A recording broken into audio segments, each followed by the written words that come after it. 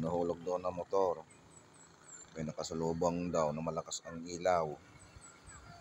Inasulo sa ilaw, nakabig, nahulog na dito.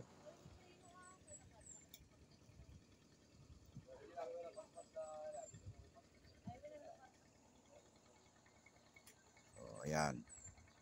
Mabuti ka mo, hindi tumama sa poste ng panilko. Madami sana masisira. O, dyan o.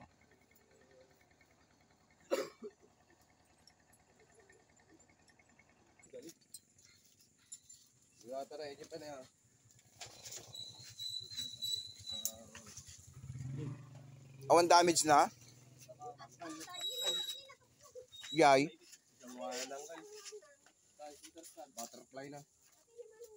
Crash guard?